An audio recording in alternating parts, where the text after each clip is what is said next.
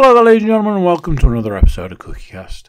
Today on CookieCast, it's the football podcast, and straight off the bat, apologies. Some kind of weird technical issue right at the start of the podcast meant we lost video at the least. Not entirely sure what happened. It was a small glitch. Don't think we lost too much content, but it was a bit of a weird one. We're also a man short this week. So there's that to deal with, but all the great football content is still here.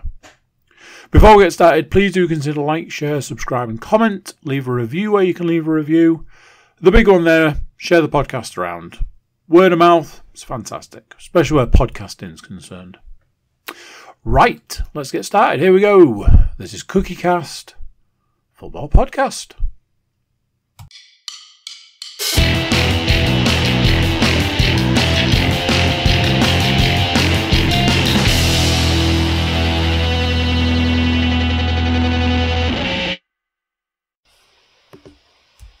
Recording in progress.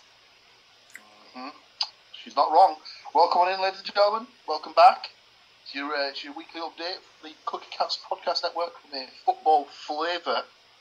For the eagle-eyed amongst you watching on YouTube, you'll notice that there's not four handsome, smiling faces looking back at you this week. We're a man light. Mark's been sent for an early bath, as it were. So we're running one man light. We're running a man down, as it were. So we'll have to hope that our training has come into force, so we know how to play a man light. Hopefully he's back on the pod next week, giving us all the Nottingham Forest news and whatnot. So we won't waste any time. We'll jump straight in. Week 30 has come and gone. For some of us, maybe better than others. We won't jump to conclusion just yet. So we start the week with the first of the televisual fixtures. That took place in Humberside, where Hull City took on West Bromwich Albion live on the Sky Telly box. Now I understand you weren't there in attendance for this live, but you may have watched. Is that correct? That is correct. Yeah. Unfortunately for the football fan, this was the second season pass game that we've missed. The first one wasn't in the country because they're lucky like that. This one, however, was busy surprising a friend in real life, which was much more fun in many ways. However, yeah, we did get to see the game still. Holed up in a lovely little pub in Bakewell, of all places. So yeah, very good. The game seemed really back and forth in the first half. Either team could have taken the lead, but after 20 minutes, West Brom hit the bar, and then Allsop saved from the rebound as well, so nice and alert keeping. It was Wallace that hit the bar, and then he saved from Mowat. A little bit later on, 15 minutes after, Hull got a corner from the left-hand side, took it quickly, and it played out to the front edge of the box, where Carvalho picked it up and decided to absolutely fucking smash it straight into the net. There was no messing. It was easily one of the best goals I probably could have seen in person, because it would have been at our end as well. I love the fact that there was the finesse shown by Carvalho was obviously not the finesse shown by you there, just saying that he fucking smashed it. Honestly, again, we seem to be having this phenomena in recent games whereby if we score a goal, the goalkeeper just sort of waves at it and high fives it on its way into the net, and yet again, it was slapped his hand on the way into the net kind of things that had so much power on it. But it was really good. It was like to the point where I think everybody just put their drink down at the table and was just like, do you know what, that was just like unbelievable. It's one of them where if we didn't have Philogene in the side with all his little trickery goals that he scored this year, that would be easily up there for goal of the season contender for my money. It was that good. But yeah, Hull 1-0 up. So it was a back and forth game, so it was what it was. Happy obviously that we'd gone in front, but if the game was then to carry on, you knew it wouldn't be long before there was a chance at the other end. And unfortunately, 8 minutes after, Furlong equalised from a corner, and as we've just mentioned him, it was Philogene not picking up his man. Recording in progress. So I'm not really sure what happened there, other than the Zoom lady decided that she was going to chuck a gremlin at us. So apologies if this sounds a little bit broken. However, not quite as broken as the Hull defence were just 2 minutes before half time when we let in an equaliser. As I was saying, might have come through, might not, but Sky decided to use the tagline of Hull in front, not for long, as Furlong decided to put that equaliser in. The second half was kind of much of the same as the first, in the sense it was both teams going at it. It was quite an enjoyable game, probably for the neutral. I don't think it was a terrible game by any stretch. Hull and West Brom hit the post late on. The draw was probably a fair result. However, Philogene's shot, which hit the base of the post, was one of them that almost rolled along the line, and it was like, God damn, like just 2 centimetres. Everybody wants that extra 2 centimetres, but 2 centimetres in the right direction, and that would have been a hell of a finish. But yeah, the draw still sits Hull in the top 6, which is always a bonus after the way that the weekend's results went. I thought this game, like I say, was a fairly even game, and again, a draw definitely for me was a fair result. However, looking at the statistics, again, possession-wise, as I tend to do, apparently Hull had 65% of the possession. If anybody actually watched that game whilst it was on TV and thought Hull had that much more possession than West Brom, you maybe had a stopwatch and was counting it yourself, but I would never ever have said that was the case. Shots on target probably puts it a little bit more into perspective, is the fact that Hull had 3 and West Brom had 4, so that probably is the better one to read from how the game went in actuality. But yeah, final score 1-1 with Cavalier for Hull and Furlong for West Brom. Interesting stuff. So, yourself and Mr. Cook had both gone for 2-0 wins. Andy had gone for a 2-0 Hull win with Sharp and Zarori to score. Stuart had gone for a 2-0 West Brom win with Vyman and Wallace to score. So both of them get 0 points. And Andy hit the bar, so I was like, again, 2 centimetres away from more points. Or any points. But Hull would have lost. Yeah, well, I'll take 6th place over no points on the podcast if that's... Exactly. Myself, I'd gone for a 2-2 draw on this one. So I get a point for the draw. Sam didn't have any of the goal scorers. I had Zarori, Philogene for Hull, Vyman and Swift for West Brom. Now, whilst he didn't pick either of the goal scorers, Mr. Moore did pick a 1-1 draw, so bagged himself 2 points for the correct scoreline. He had Philogene and Johnston as goal scorers in that one. So Stuart and Andy like to get off the mark. Me with 1 point, Matt with 2 points from the first game of the week. At this point in time, I'd just like to point out, probably a little impromptu, but every single football podcast that Matt's not been on, he's won the week. Statistically, I believe. It's almost becoming a tactic at this point, is what you're saying.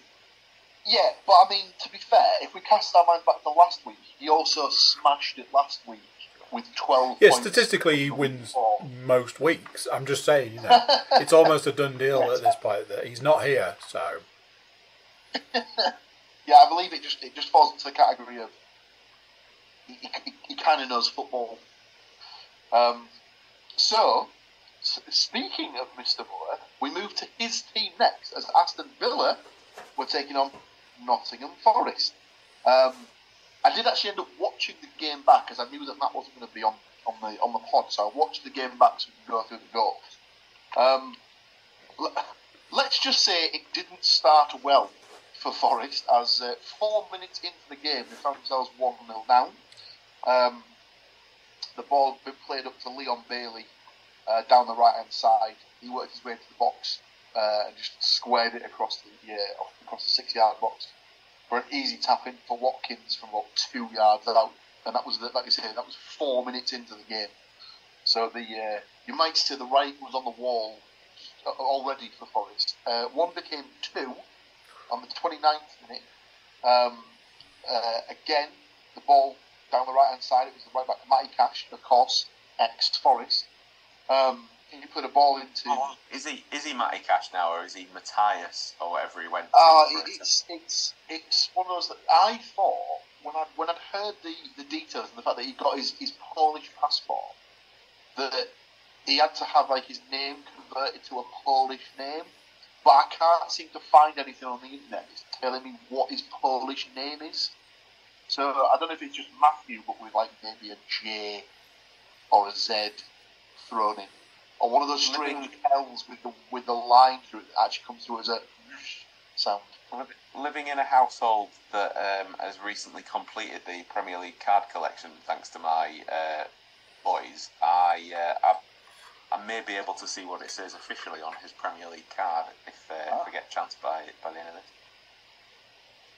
Well, we'll keep that space open, but it was Senor Cash down the right hand side who put the ball into Jacob Ramsey. Again, it's that sort of area of the box where Forest haven't been able to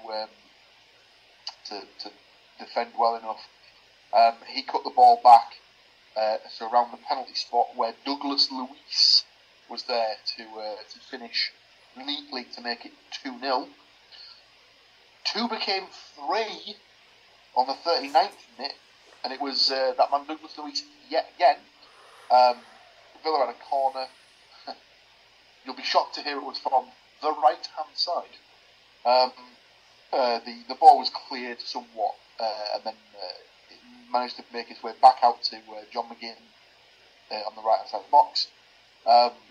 He cut back a couple of times to try and get space, wrong-footed the defender, and sent a lovely ball in from the right-hand side, where Luis was pretty much unmarked in the box, with a bit of a bullet header to make it 3-0. Forest did get a goal back going into half-time. It was a corner on the Forest right-hand side this time. A Morgan Gibbs white corner, played over to the back post. Taiwo Awoniyi was there with the header back across goal.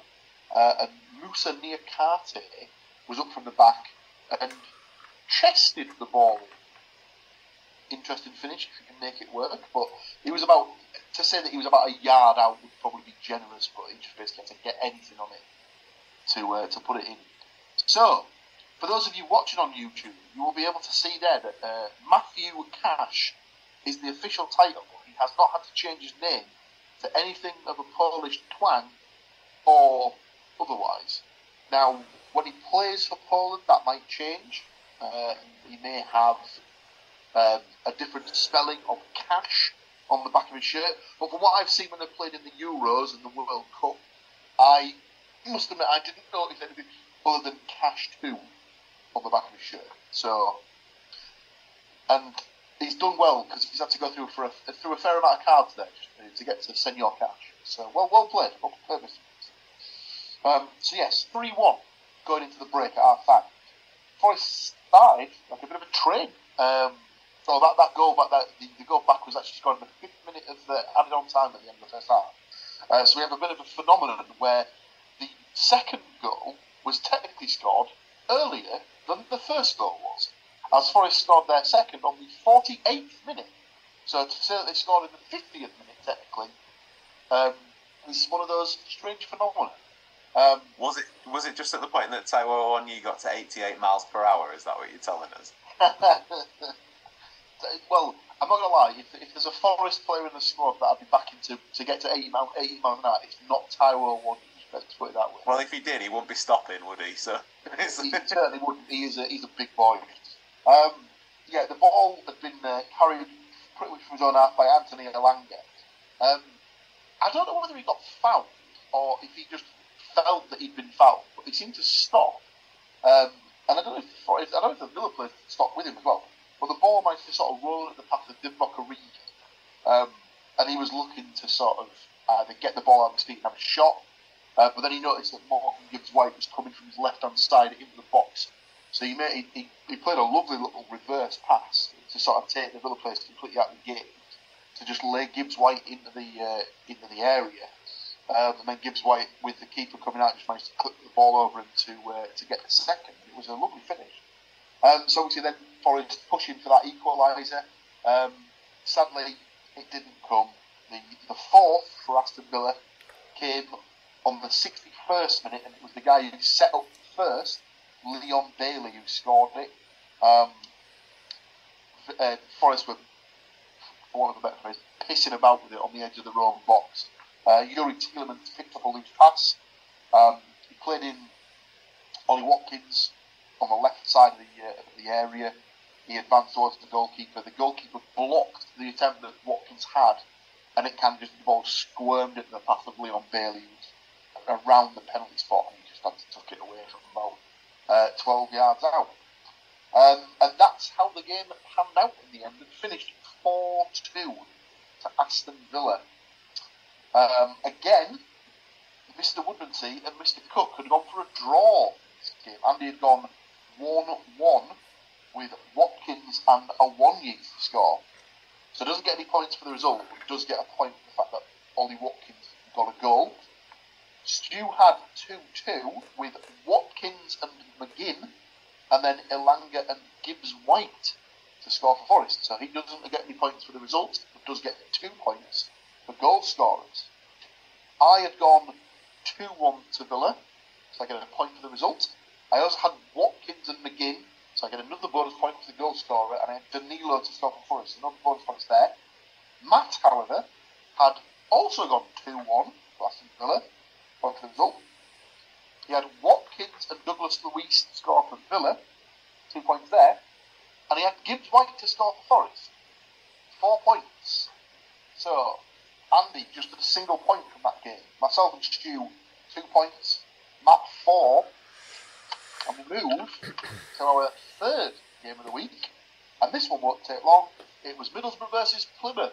And I believe what I said on last week's podcast is that you'd like to think that going off the back of a result against the top of the league, where they've managed to beat them for the second time, you'd like to think they'd be able to turn that into a nice run of results, where they can prove that they're like on the cusp of the outskirts of the playoffs for a reason, that they can kick on and really start to trouble the top six again.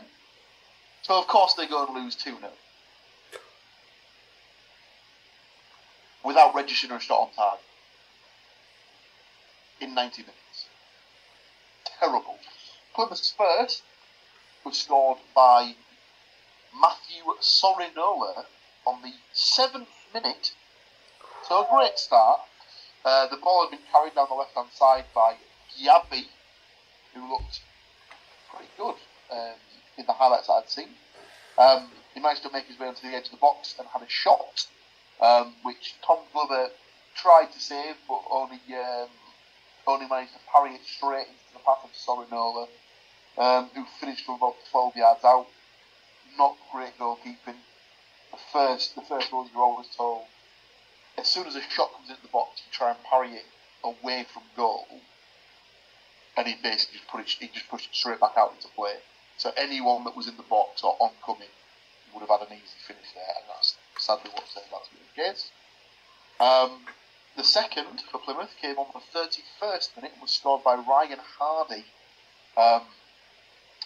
In the middle of the park, it was that man again, Gyabi, who managed to pick out Hardy on the edge of the box and carried it into the box.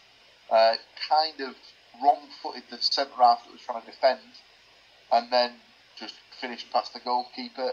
Another really easy sloppy goal to concede. From the highlights that I saw, there wasn't many other chances really to write up about Borough. If anything, it was probably Plymouth that looked more likely to get another goal and go 3-0 in front.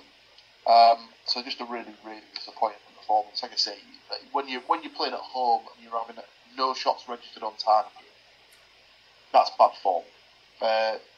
Dominated the possession, had 68% possession, had more than double the amount of passes, 643 to 293 for Plymouth. But if you can't work the goalkeeper, you're always going to be up against it. So yeah, very disappointing.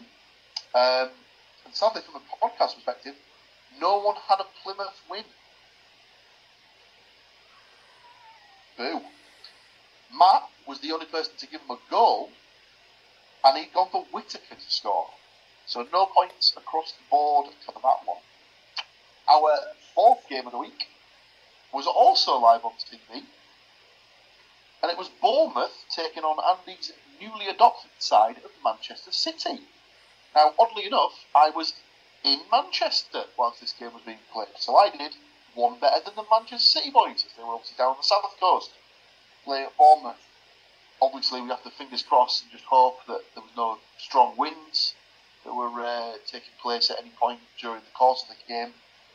It did seem to be that way, as Man City ran out 1-0 winners with a goal scored by Phil Foden in the 24th minute. You'll be shocked to hear that only Andy had backed Bournemouth to win with a Solanke goal. So sadly, Mr. Cook, 0 points. Wasn't something off the back of that game as well? Solanke's come out with a knee injury or something, so like they're worried about his England prospects and stuff now. It's like just give him a rest for a bit. He'll be right. His knee didn't explode apparently, but like instantly it's like, oh, he might not play for England. Wait a minute.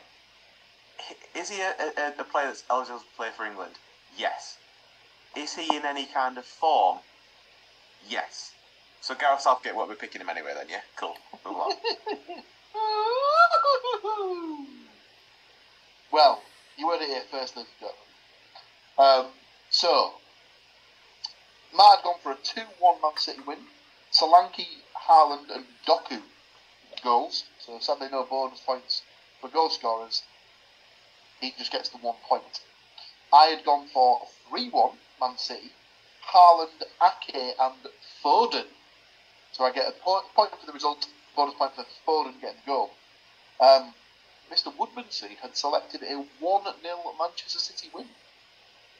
Sadly, he did pick Alvarez as his goal scorer, so doesn't get the extra bonus point for getting everything spot on there. But he does bag 2 points. So after 4 games, Andy 1 point from those 4 games. Stu 4 points from 4 games. Myself 5 points from 4 games. Mr. Moore, he's done it again. He's streaking ahead with 7 points from 4 games so far. 2 games left to go through. They are both in the FA Cup. But before we get to Luton Town versus Manchester City, we are just going to step away and take a small break just to recompose ourselves. Don't touch that dial, as we'll be right back. Recording in progress. Welcome on back. So, we left you with 2 games to go through from week 30. The first of which saw Luton Town taking on Mr. Cook's adopted side, Manchester City. Now, as we said, this was an FA Cup 5th round game. And as said before, for the at least 3rd year in a row, I think, these games were taking place midweek, so as to not affect the weekend schedule too much, and have to rearrange fixtures later in the season. Also with the replay function taken out. Yes, I had forgotten about that. These were single ties.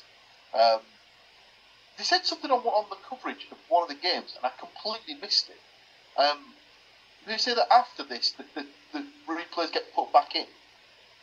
I missed that as well, but like it seems a little bit bizarre for like, yeah, we've got replays up until this point. I like either do it or don't do it. I can't remember. Yeah. I read an article in the week that some ex-footballer had suggested that regardless of how the balls come out in the draw, if like the lower league, whoever is ranked lowest in the league should always have it as the home tie.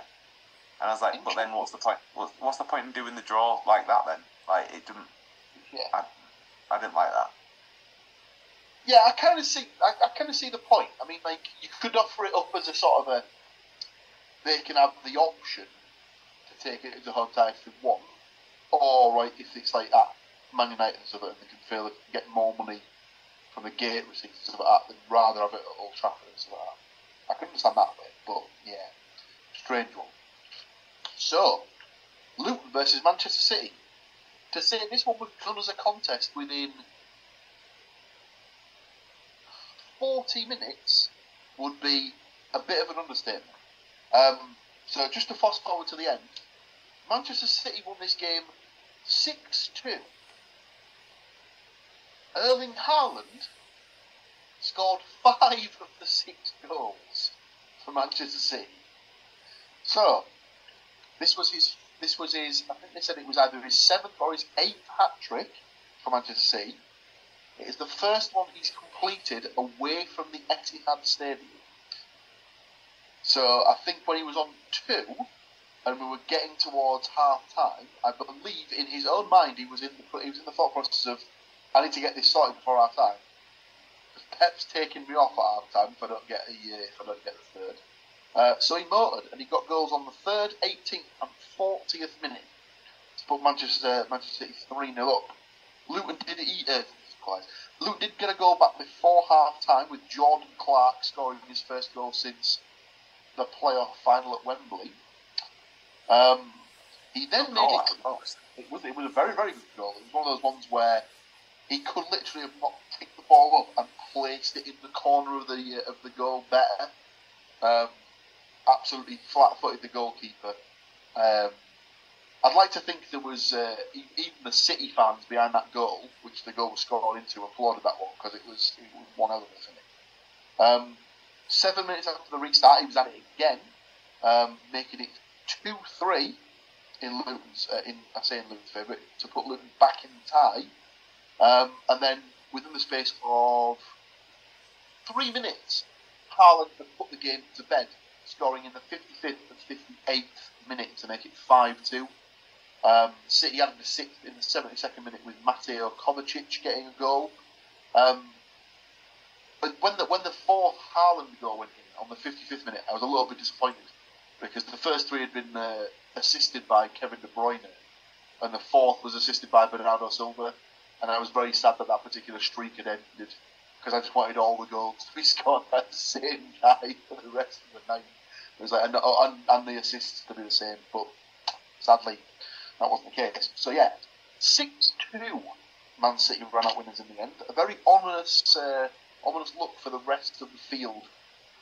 A special shout out to the BBC for selecting both the Blackburn Newcastle game and the Bournemouth Leicester games to show, which Bournemouth Leicester finished 0-0 at full time, and Blackburn Newcastle finished 1-1 at full time, and was possibly one of the worst games of football that I have had the misfortune of watching of late. It's very much a case of look at what you could have won, BBC. But what I will say is this was one of those times, because there was only 8 games, all 8 games were available on TV in some form or fashion. They were all broadcast at different times of the week. So the games are played across Monday, Tuesday, Wednesday, and all games, as far as I was aware, were available on ITV or BBC. Mr. Cook didn't back his boys. He'd gone for a 1-0 Luton win with Adebayo to score. 0 flat for Mr. Cook, sadly. I'd gone for 2-0 City with Alvarez and Bob to score. So sadly no goal scorers, just the 1 point for the results for me. Stuart and Matt had both gone for 3-1 Man City wins. They both picked Morris score for Luton. They both had Foden to score for Man City. Stu had Rodri. Matt had Bob. He also had Alvarez, where Stu had Haaland. So Stu managed to bag himself a bonus point for the goal scorer, giving him 2. Myself and Matt just getting 1 point each. And we finished out the week with Nottingham Forest taking on Manchester United in the other FA Cup 5th round tie. Now this one, I wouldn't say it was a bad game, but there wasn't much that happened in it from what I can remember seeing. Forest had a couple of chances, United had a couple of chances. Looked like it was heading towards extra time until the 89th minute, Man United got a free kick on the left-hand side, and King Shithouse himself, Bruno Fernandes, swung the ball in, where Casemiro found himself challenging for a header. It was quite a brave header, actually, to be fair, that he just got on the end of, to flick it past the goalkeeper, Matt Turner, to give United the lead. He actually got a cut on his head from the challenge, which drew quite a lot of blood back. So he had to get either bandaged up or stapled or stitched on the side of the pitch to be able to continue. They played about 9 or 10 minutes worth of injury time in this one. But Man United did manage to hold on and get the win by 1-0 to move into the quarter-finals on this one. It's weird, Nick, because Casemiro was obviously brought to the club as a defensive midfielder to sort of try and break the game up for United. And it's ended up being that he's been more beneficial to him in a goal-scoring capacity, which is odd, because that's never really been part of his game. He's got a few goals at Real Madrid, but it was never really part of his arsenal, so to speak. Predictions-wise, Andy had gone for a 1-1 draw with a 1-Eaton Rashford to score. So sadly, no points for Mr. Cook. The rest of us had all gone for varying degrees of Manchester United win. I'd gone 2-1, Stuart had gone 2-1, Matt had gone 4-1, and sadly none of us had Casemiro in our goal scorers. We all did pretty much all of us had Højlund, and I believe Stu pointed out in our text group that just after we finished recording, he was announced being out for 3 weeks. So that was nice. Stu obviously knew and just didn't say anything as he picked Rashford and Garnacho to score. Someone would call that slimy bastardness. But, not me. I would never be caught saying that sort of thing. I did not know at the time of recording. And plus, do you think if I was really, I picked Rashford. That guy could not score at one of his 4 a.m. parties at the moment, so... To borrow a phrase from Ian Holloway, he's the sort of player who could fall in a barrel of booze and come out sucking his own thumb. So, point each for myself, Stu and Matt on that one, which means that for the week, sadly, Mr. Cook, just the 1 point from 6 games. With 7 points apiece, myself and Mr. Woodmansey, but winning the week yet again, and he's already pointed it out, he's not on the recording, therefore he must win. It's 9 points for Mr. Moore. Well done, sir. We'll give you a little round of applause for you to enjoy when inevitably you listen to this back, having missed all of our witticisms and banter. Lovely, lovely. Week 31 then. I can see her coming over the horizon quite quickly. And with her she brings 1, 2, 3, 4, 5, 6, 7 matches. 7 matches. The first of which sees Nottingham Forest taking on Matt's team at Liverpool. Now, unfortunately, because he was sent off... Whoa. You just said Nottingham Forest taking on Matt's team Liverpool. Let's get this right, because he's going to kick your ass if you don't correct that. I was gonna let it go. I was just gonna that's hilarious. I'll just leave that. I am also clipping it out as well and sending it to him. I personally have really enjoyed my time on the Cookie Cast. It's been one hell of a ride. the ups, the downs. I'd like to say that I've been an OG member since day one. And unfortunately, when it comes to my my inevitable funeral that will be coming, as Matt flays me alive, saying that he supports such a terrible team from Merseyside, I would like to say thank you to everyone for listening. Anyway, we'll move on. So Matt's team, Nottingham Forest versus Liverpool. Now, to pull the curtain back slightly, unfortunately Matt was unable to get his predictions into us, so I will leave the spaces blank to allow him the chance to get some predictions in, and then we'll just cover them on next week's podcast to go through what he's predicted. So obviously he can't go last. If he doesn't, then it means that he can't win next week. So, there is that. That is true. Does it default that he gets 0-0s across the board? No, I don't even think that's like... No, but based around his previous performance, he could still put no predictions in and still not lose. So... More than likely. Let's be honest. So, he can't go last because obviously he's not here. So, Nottingham Forest versus Liverpool. I'll start us off. Unfortunately, I can only see a Liverpool win on this one. I've gone 3-1. I have got a 1 to score as old boy rule. I mean, he never technically played for Liverpool, but he was on the books there. And then for Liverpool's goals, I've gone for one apiece from Núñez, Salah and Diaz. Stu, what have you got for Forest versus Liverpool?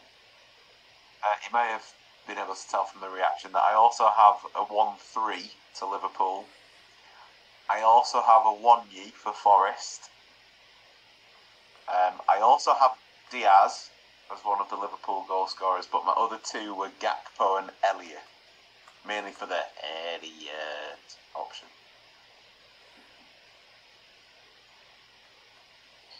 Andy?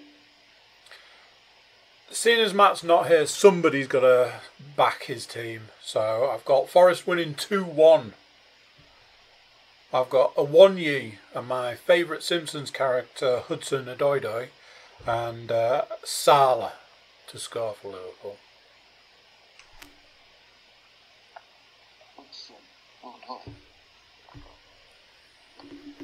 Salah. Our second game of the week sees Preston North End taking on Mr. Woodmansey's boys, Hull City. Andy, what have you got down for Preston versus Hull? Preston 0, Hull 1. Philogene. And your go for Philogene. Philogene is not my striker. Oh, that's a point. Has anyone done that with the chant yet? Yeah. Have they? Yeah, nobody can get in the right time, so like 2 people are doing it bang on and the rest of them just sound like idiots. It's too advanced for the people of Hull. It needs to be short and sharp and concise. We do not need a full chorus unless it's,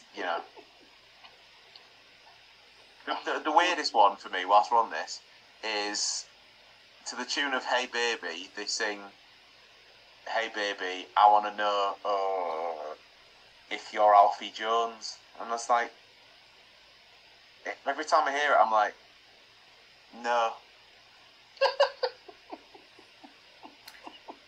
You're wrong, and you're a horrible, hideous freak.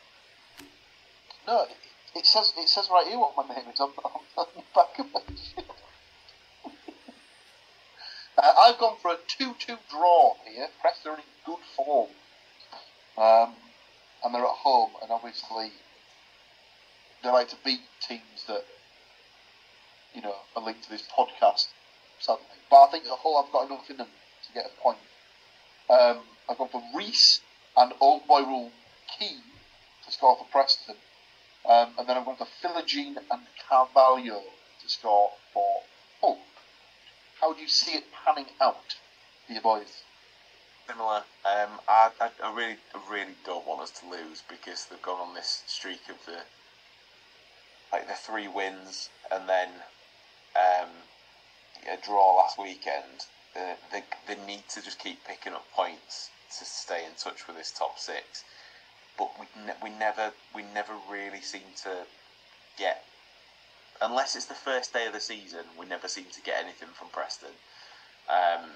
So I have gone for a 1-1 draw.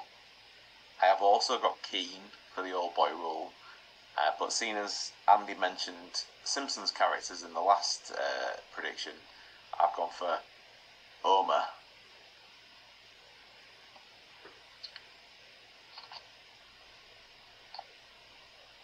That name may or may not come up later in the podcast. It would be a debut goal if he gets it, and he's had a run in the side recently, and he looks, of all of the Turkish pickups, he looks pretty handy, to be fair. So fingers crossed he gets off the mark. Our next game sees my boys, Middlesbrough, travelling to Stoke to take on Stoke City. So obviously it's my team, so I will give my prediction last. All I'll say, boys, is I'm just looking at the form table for these, and this is two teams who could not be in worse form, really. They both have 1 win in 6. Stoke have 5 losses to go along with that 1 win. Borough have 4 losses and a draw. Have at it. Andy, what have you got for Stoke versus Borough? I like to see Borough just get a goal. That's all we need for Borough right now. So it's a 0-1 for me. Silvera to score.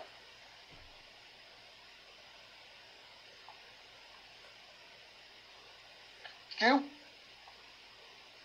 You absolutely hit the nail on the head for everything I've thought. So it's the classic reset game, 0-0, please. Yep, if you don't think Borough are going to concede a goal in this game, you are ridiculously bad. Unfortunately, I can't see anything other than a draw, but I just can't see a way that we're going to keep a clean sheet. Because unless Seni Diang is fit, they need to change the keeper as soon as possible, because Glover is not instilling a lot of faith in that back line. For 5-0, I've gone for a 1-1 draw. I've gone for Lewis Baker because he did have a loan spell at Borough, so old boy rule would be in the force. And I've gone for Ryan McGree because I feel like he's not scored in what feels like about 8 years. So I would imagine he's due at some point. Our next game takes us to Sunday and is live on Sky Sports. And I think it would be easy to say at this point that this could be described as a conflict of interests game and a win-win scenario, Mr. Cook, I guess, technically, sort of. It is his adoptive team of Manchester City versus, let's not put any aspersions on this, but almost definitely the team that he would support if he was interested enough in football to support a team, Manchester United. Yes, that's correct, ladies and gentlemen. We've managed to bag ourselves the Manchester Derby on the podcast. It is Mr. Cook's team, whichever way you slice it. So he will go last. I have gone for a 3-1 Manchester City win. United played against Fulham at home at the weekend and looked, to all intents and purposes, absolutely atrocious. Obviously, City are coming off the back of absolutely pasting Luton 6-2. So, I'd be worried if I was a Manchester United fan personally. I've gone for Haaland to get 2 and Foden to get the other one. Garnacho to get a consolation of sorts for Manchester United. What do you reckon, Stu? What have you got for this one? I can't even see Man United scoring in this one. Quite honestly, last night I was very surprised that they even notched one against Forest by the way that they were going. I don't having kind of seen like friends that are United fans this season go through it. I don't know where that team is headed currently. They are the epitome of mixed bag. They either turn up or not at all, but unfortunately it seems to be they turn up once in every 15 games maybe. So I think they'll get stuffed. I've gone for 2-0 Man City with Silva and Haaland to score. Okay. The floor is yours, Mr. Cook. You guys know what time it is? It's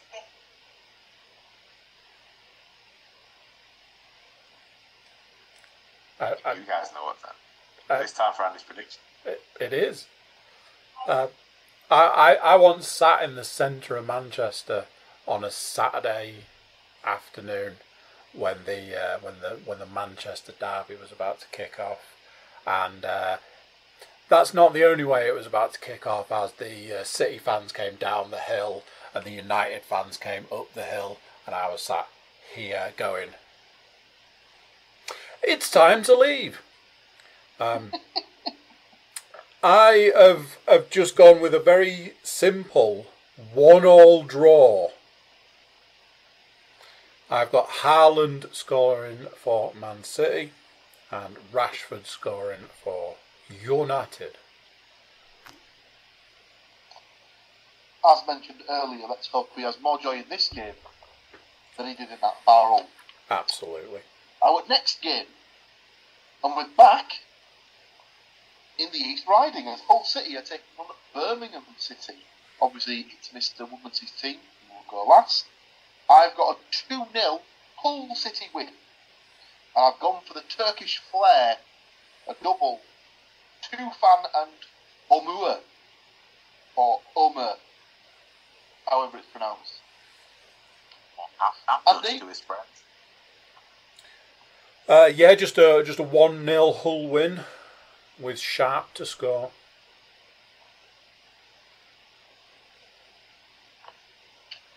Going, I presume? Correct. Yep, back to it. Tuesday night under the lights. Got to make the most of the last part of this wintry, shitty weather, and we'll probably be freezing and piss wet through by the end of it. And that's just happened. Had a beer. So I've gone for a 1-0 Hull win with Philogene to score. The thing I would say about yours, Andy, is Billy Sharp was signed as, this is a bit of an exciting announcement. He'll bring some experience.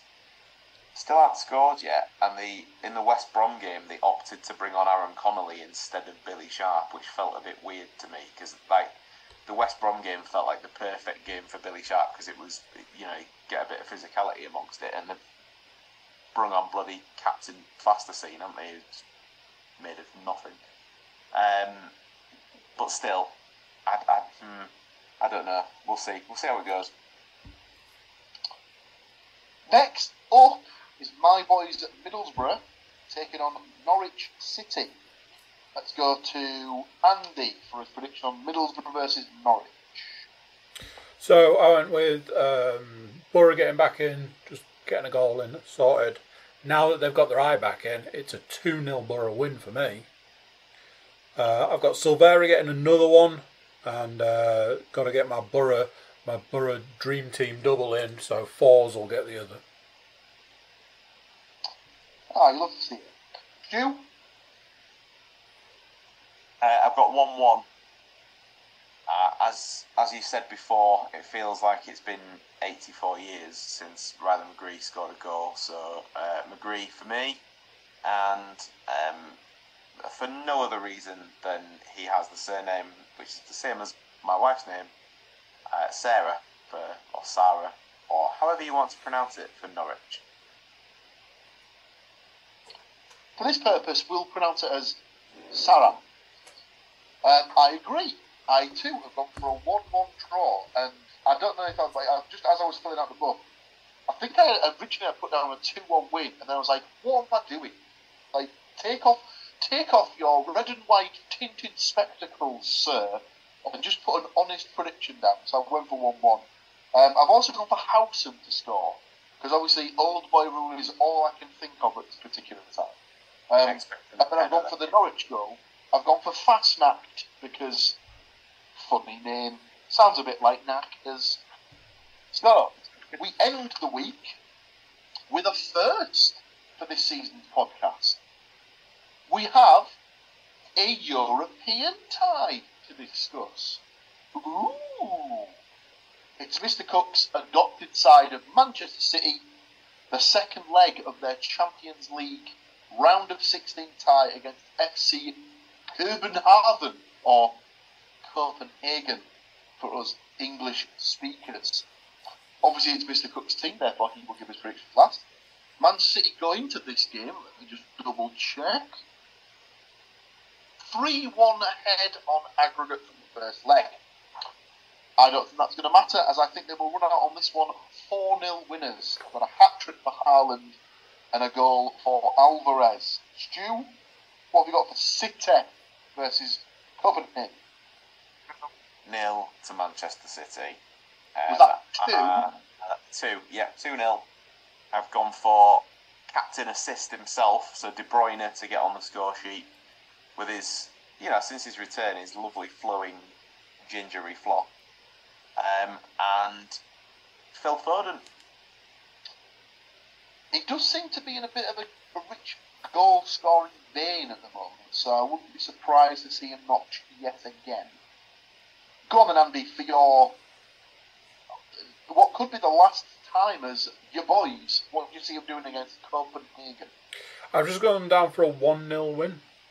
Alvarez to score. Will be more than enough to see them into the last 16. No, so this is the last 16, the last 8. Obviously, anything other than a 3-0 Copenhagen win, and they will be through. That brings us to the end of our predictions, ladies and gentlemen. Obviously, like I said, with Mr. Moore, if he's able to get some predictions into me before the end or before the start of the weekend's games, I'll add them to the book, and he will be eligible for points in the week.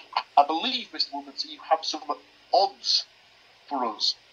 I do, and just whilst the page is loading for said odds, I will say that there's been a little bit of fun Hull City news again this week, in the sense of, much like last year, the owner has decided that he's going to take a group of fans to the warm weather training camp in Antalya in Turkey in around about 3 weeks' time. The only difference from this year to last year is that I would actually be now eligible to possibly be selected to go,